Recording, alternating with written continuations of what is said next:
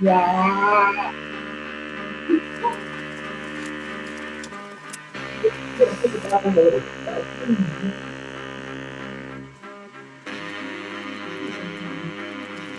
Closing numbers on the markets today. At one point, the market fell as if down a well. It was an historic day with Wall Street shaken to its very foundation. And even the health of the most trusted firms are now being called into question. We have former secretaries of Treasury who go from government to Wall Street pocketing hundreds of millions of dollars. In 2008, I became somewhat obsessed with the role that money itself played in the crisis and the role that governments and banks played in money. And why was it that our money was controlled by central banks? Good question from a white man. If something new, send something of value across the internet, you had to get somebody else involved. You had to have a credit card company or PayPal or maybe a bank involved in the transaction. The promise of Bitcoin is that you're directly sending this currency to another person, and then the Bitcoin network performs the function that normally PayPal or a bank or your credit card company would perform. Bitcoin really puts the control back in the hands of everybody. Everybody who's participating in the Bitcoin system is controlling how it works. But that might be a point to talk about real quick. So who is Satoshi Nakamoto? That part. Is it Elon Musk? Like, we were on Clubhouse and he talked about it as if he had a friend that told him. Like, you know what I'm saying? Like he I don't know. You know how that is. I'm asking for a friend. No, it's you, my guy. Like a friend told me a long time ago I should have got in. That's how he was talking on Clubhouse. So knowing damn well he probably got a whole flash drive with the 4 million missing Bitcoin on it.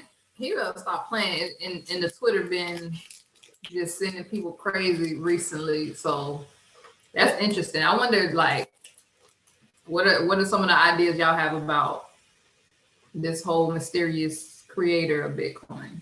So something our mentor mentioned was GPT-3. It's a voice-to-text software that literally creates code as you speak, like as freely as I'm speaking right now. It literally can create an entire app just based off of the things that I say, or it can create AI based off of the things that I say. Sort of the way that AdSense works, like the more that you click on certain things, it curates your experience. So GPT-3 takes it a level above that, and it basically can create the reality. Just think about how smart Alexa is. Like, after enough times when you saying play this song or do this thing or wake me up at this time, it knows your routines, your patterns, your habits, your schedule. Now imagine something that takes that a step further, like GPT-3, and it's creating practical real world things to suit what you want. It's curated towards your desires. Whether that be an application. That's scary to me. I don't want someone to know me that well. Or do I? Or don't I? I don't know. Like, you do, but you don't want to feel the consequences of that, whatever that might be. That's scary. That's a little scary, like to have something know me that well.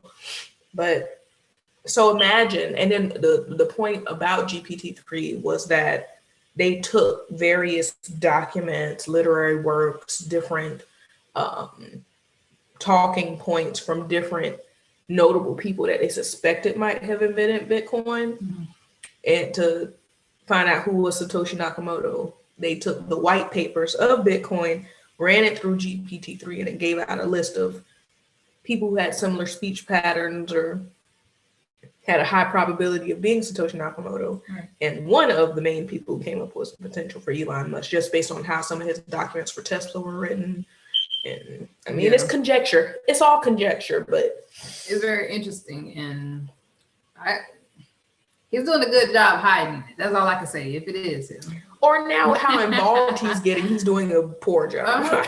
Yeah, right now, like just throwing signals here and there, like every time he tweets, like this weekend, I mean, pullbacks are normal for a market, necessary for a market. Anywhere between a 30% retracement after a hard run is normal. So after running up to 60, yeah, we would expect a $10,000, $15,000 pullback. Cool. Right. But it's just so interesting that the timing of these things, he sends out a tweet and then price starts retracing. Like, okay. Yeah. But that's just Yeah.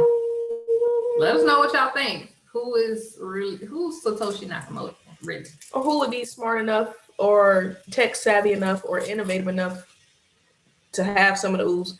Maybe Satoshi Nakamoto. My other theory is that anything that takes time, effort, and the desire to be created, something like really beautiful and masterful, takes a mastermind. That's spoken about in many texts, anything from Napoleon Hill to the Bible to wherever you want to look, two or more gathered, so on and so forth. So my stance is Satoshi Nakamoto is a group. Yeah, that would make total sense. Right. I don't think it's just one person. Right. But we don't know. It'll be interesting to uncover that. I want to see. That'd be so funny if it's like, it turned out to be like, I don't know, Gucci Mane. I don't know. I don't think Gucci Mane is Satoshi Nakamoto. Gucci. I'm just saying, I would love it. I do agree that the way it's so complex that it had to have come from a mastermind. People that young or old, they're probably most likely young at the time, definitely just messing around and even if we look at something like Ethereum, even though Ethereum came along a couple of years later after Bitcoin, the team that developed Ethereum was a grouping of people. Yeah. Most notably Vitalik Buterin and Gavin Woods. Right. We have figureheads, but they're just a part of the team. So it's not that spicy. So it just makes me wonder that why are we so fixated on Satoshi Nakamoto being just one person? Maybe he had the brainchild for it, but be able to come together and have multiple people available in different time zones. People with firewalls, maybe VPNs to be able to create the illusion of something. And figure out all the bugs and the kinks. this and the that. Yeah. Definitely. We gonna see. We gonna find out. That's so interesting. If you want to look for the genesis of cryptocurrency, it was a cypherpunk movement growing out of a kind of a love of the internet and its possibilities, the discovery of cryptography and imagining that you could actually give. They want to send money back home. And right now, like Western Union is a big way that people do remittances. From a Western Union perspective, we serve clients in many different locations around the globe and primarily for remittances. Western Union serves typically an unbanked customer, a customer who is either a migrant worker or a individual who doesn't feel comfortable in the financial services sector. And the problem with remittances is they're really expensive. So if I'm sending $100 back home, I may end up spending $5 or $10 just on fees to get that money back to my family. That's a huge percentage if you're poor and working. So since Bitcoin doesn't care about borders, I could just send Bitcoin to another country, and if my family in that other country has some way of spending that Bitcoin or has some way of exchanging that Bitcoin into the local currency, then it's just quicker and cheaper and more convenient. And a lot of people think that remittances. So that's a point though. In this age where governments are trying to position themselves to be in the best possible avenue to gain capital from this new asset class. This is the birth of a new asset class. And it's no longer a joke because we literally saw that from 2009 when it was incepted, it was well below a penny. Yes. Oh my God. To now it's ranging anywhere between $40,000 to $60,000 per Bitcoin. And that's in the span of a decade. Okay. All right. It's not even a question of, is this a legitimate form of money anymore? It's now, okay, this is something that has scarcity. There will only ever be 21 million of them. it's not even a question of how legitimate it is. It's now, how can I position myself in its early stages to gain the maximum amount of benefit? Because any portion that you own, say you only ever would have one Bitcoin. Say that's all you would ever have. Whether you got that one Bitcoin in 2009 for less than a penny, or you got it back in March of 2020 when it was $3,000 or $4,000, or you got it today when it's around $45,000 to $50,000. If you only ever purchased that one Bitcoin, depending on when you got it, you had to put way less capital in to secure the value that you have. So imagining 10 years from now, what will one Bitcoin be worth? So one full Bitcoin, even annually, I think there's so many different graphics that show the price of Bitcoin on this date was this, and this date was this. And it's always up. From wherever. I don't care where you throw the dart at the board. We were literally like at half the price 2 months ago. That part. So, we don't really know where it's going to be, but I know I'm glad I got in when I did. That part. And I think that's how you should think about it, because Bitcoin is not going to, it's not the only cryptocurrency. So, getting on board now, we don't know which one we'll be using as for daily transactions or anything like that. But you get yourself educated and familiar with the system and a little bit of the history. And I think we're setting ourselves up for generations to come. That part. Like the lady said, she just speaking from ignorance, really talking about what she said, she preferred dollars. She don't know what she's talking about. And I don't know when this documentary came out, but yeah, we've been talking about the DXY lately and how it's just going down. So how are you preferring dollars? That's a lack of financial knowledge. Yeah. And that seemed like, this is an assumption on my part, but just of that brief video clip, she seemed like she was groomed. She had on a full outfit of clothing, and she was walking around leisurely in New York City, an expensive city. So even if she was there on vacation, the money that she spends on a recreational vacation, if she took even a fraction of that and invested in Bitcoin, even as of the date of that filming, I'm sure her investments would be up. Yes. Right now. I don't know how Karen feeling right now, but I hope she changed her mind about Bitcoin. Or if she don't vote for me. I mean, hey. And that's the other thought that I was having the other day. Like, when we really do hit 21 million, that'll be long after I leave this planet. That's a crazy thought. I mean, I'm not adverse to conversations on mortality. I'm a nurse. I've helped a lot of people transition, but the actual thought of, after I physically leave this piece of rock we call Earth, have I put systems in place that will take care of my family? And I'm looking at my family and how hard my parents have worked. Same. And what they consider work in their mind, and what they consider equity, and all they know is how they were taught to save money. Yeah. Maybe they were in somewhat decent vehicles like a Roth or an IRA or something like that. But me as their daughter, just hypothetically speaking, in 1 year, I've been able to do better return on investment than they have in 30 years. Come on, somebody. Y'all don't hear. That's scary. Come on, somebody. It's beautiful, but it's scary because it's like, my mom worked her ass off for over 3 decades, and I eclipsed that in a year. I mean, I don't know where else we're going to get those type of returns, but in this space. The infancy. Right. Like, so you make a move now. Like, we're watching this. Like, I feel like this is a really good documentary to sit down with a friend or a family member and to just gently expose them to this, because I'm pretty sure like these older women that they're showing in this documentary, they're probably thinking along the same lines as some of you or some of your relatives or friends. And people trust what they know. Yeah. So they're like, oh, I know money. But they don't really know money. No. They really don't know money. I feel like so far, this is just making it very simple to understand what Bitcoin actually is. It's just simply tracking money digitally.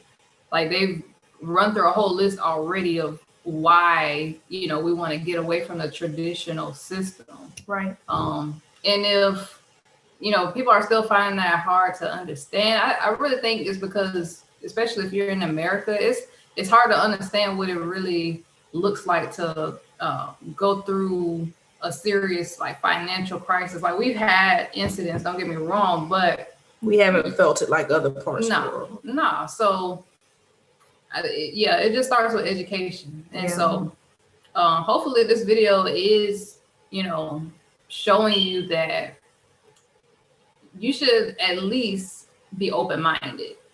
If you don't act or, do anything today, at least be more open-minded and start to do some research. We plan to upload more content that just shows you where we go for our information. We'd love to plug you into the educational platform that we're a part of. We have a whole team of traders and mentors. This is becoming more and more known. Right. I know when I started about 2 years ago, I didn't see much about trading Bitcoin, crypto, nothing like that really popping online. But now, everybody's talking about it. So this is just a start. It really is a start. And I know it's a scary thought to try and divest yourself from money, fiat currency, money, paper, tangible money. It's even ever so popular in our community to you want stack some money. I got a money phone and I got a money gun. Money phone.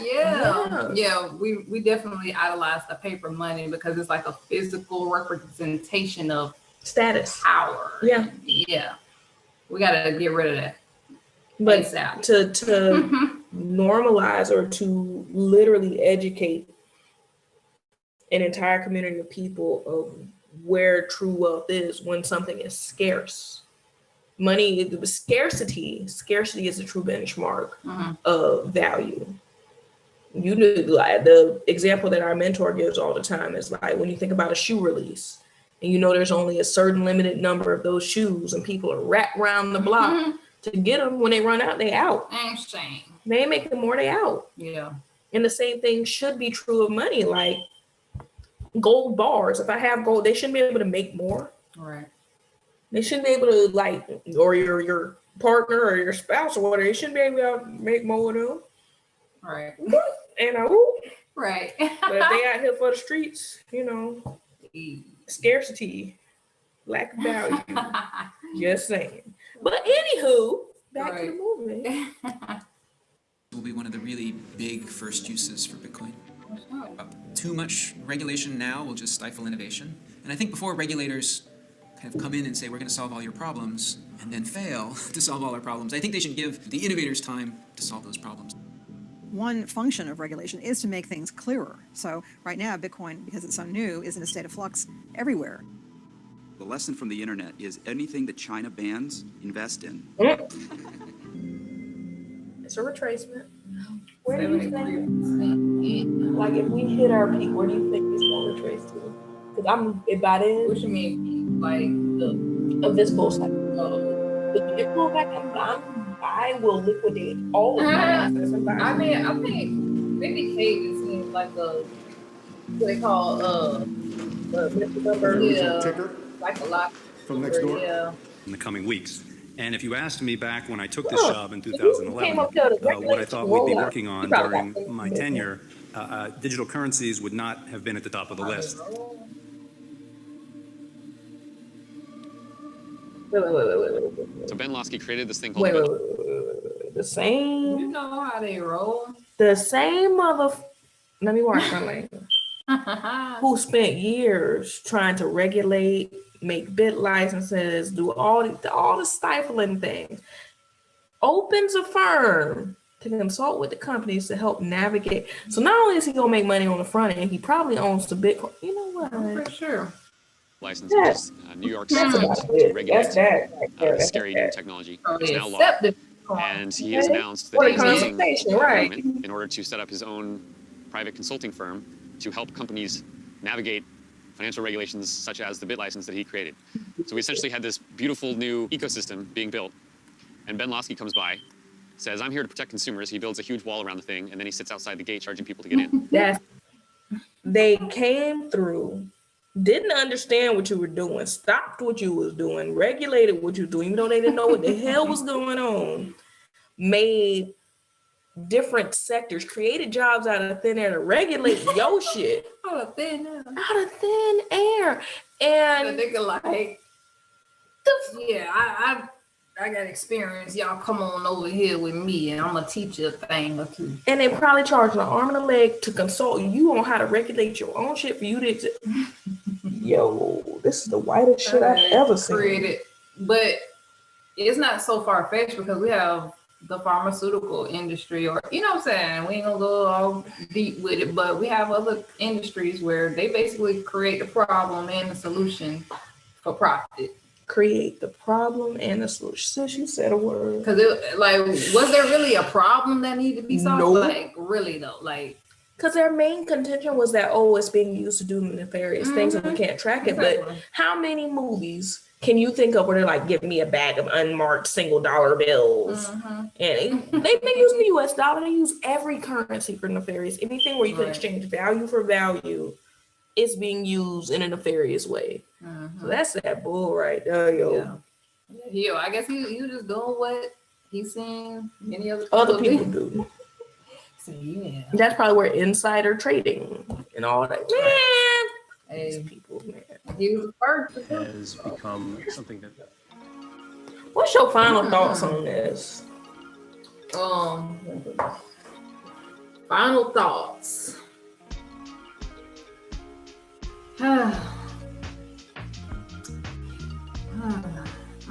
It is very disheartening to see that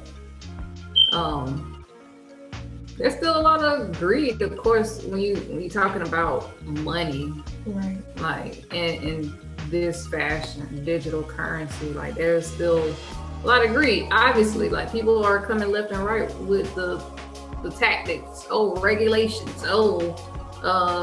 You need this or that, and you know what I mean. I'm the only one. They put themselves in a position where they're the only one that could benefit. Educate, or you have to go through my network or my this or that in order to participate. And that's the downfall that we saw over and over in this. But those guys, they persevered. The ones that were in this thing from the beginning, they really believed in it, and I'm grateful that they stuck with it through all of the trials, the paperwork. I don't even want to know what that paperwork looked like. Just something that somebody randomly made up. Somebody that had a bias, or a group of people that already have their bias. Right. And so I don't blame the guy for not submitting to that. Right. Because that is not what Bitcoin was created for. Right. It's all about freedom, and I'm glad this information is here though, because it gives us a picture of just a transition, like when we saw the older generations just talking trash and making this trash, right? And then we got somebody like Vitalik, who is the one of the creators of Ethereum. He was, he had to be like in his teens in this video. So it's just like that, you know what I'm saying? That whole wealth transfer for real, that's crazy. I think the purity and the intent of what Bitcoin is trying to do to decentralize money is so radical, and it's so beautiful, and it's actually already happening. I don't think we even realize it. The fact that Bitcoin's broken past the $50,000 price point and its market cap is past $1 trillion. That alone should be inspirational in a span of a decade. Yeah. This just does make me more curious to get a deeper look into the regulatory side of Bitcoin, because even now people in New York have difficulty buying projects when all you have to do is drive over a state line. And it's just when, you know, what we're dealing with now is like the tax part of it. You know, and I feel like it's another one of these situations where they're just kind of throwing things out here and there, and I don't feel like I've spoken to anyone yet that has a clear, cut and dry understanding of how all of this will work, right? No. I hear a lot of opinions and like just some half truths. In 2021, yeah, the first time, even though I'm relatively new to the crypto space, in 2021, I would say only in it seems like the last year, it hasn't really been a press for tax involvement. Right. So again, they're trying to find a way to get their hands in our pockets, like that one. So we'll see how it all turns out. This is really good though, to just, like I said earlier, to introduce family members, friends to Bitcoin or cryptocurrency in general, and just giving them an idea of why. This is not the end all be all. There's actually a few other documentaries that I hope that we can review as well, because yeah, there's one in particular on Africa, and yeah, that's something that we're both interested in. I hope we can do a review on that one. There's a few others, but I'm looking forward to this. Was a good watch. I needed to watch this. I don't know why I've circumvented this for so long. My mentor's been telling me to watch it. Yeah, it's a good one. Definitely a good one. Well, we hope you enjoyed, and we will definitely see you guys in the next one.